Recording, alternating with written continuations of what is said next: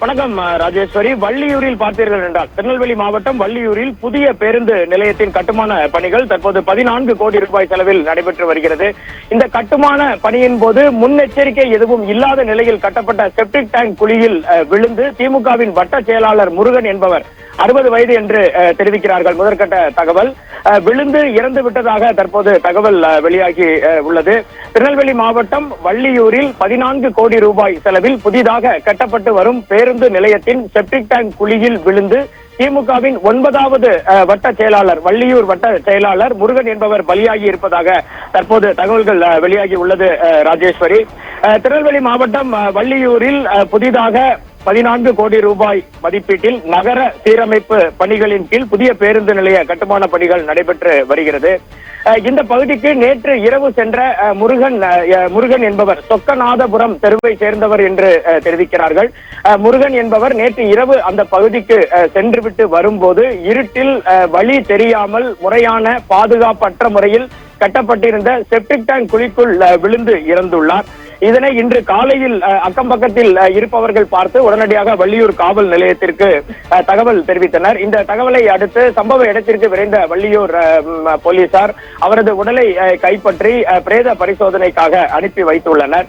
புதிதாக பல்வேறு இடங்களில் இதுபோன்று தமிழகம் முழுவதும் கட்டப்படும் கட்டடங்களில் செப்டிக் டேங்க் குழிகள் அமைக்கும் பொழுது அப்பகுதியில் இரவு நேரத்தில் தெரிவதற்காக வெளிச்சத்தை ஏற்படுத்தும் விளக்குகள் எதுவும் அமைக்கப்படாத காரணத்தினால் இவர் நேற்று இரவு அந்த செப்டிக் டேங்க் குழியில் விழுந்துள்ளார்.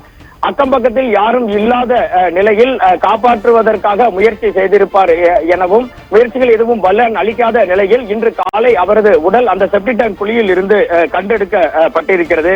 இது வள்ளியூர் பகுதியில் மிகுந்த சோகத்தினை ஏற்படுத்தி இருக்கிறது. முறையான பாதுகாப்பு நடவடிக்கைகளின் அடிப்படையில் இதுபோன்ற கட்டுமானங்கள் பணிகள் மேற்கொள்ளப்பட வேண்டும் என அப்பகுதி மக்கள் தெரிவிக்கின்றனர்.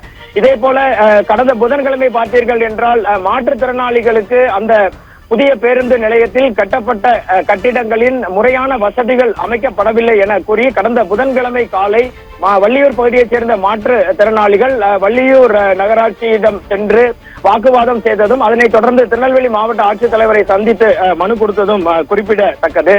எது எப்படி இருந்தாலும் முறையற்ற பாதுகாப்பில்லாத குழிகள் தோண்டப்பட்டு அதில் ஒருவர் விழுந்து இறந்தது திருநெல்வேலி மாவட்டத்தில் வள்ளியூர் பகுதியில் மிகுந்த சோகத்தினை ஏற்படுத்தியுள்ளது. ராஜேஸ்வரி, இது குறித்து வள்ளியூர் போலீசார் தீவிரமான விசாரணையை தற்போது மேற்கொண்டு வருகின்றனர்.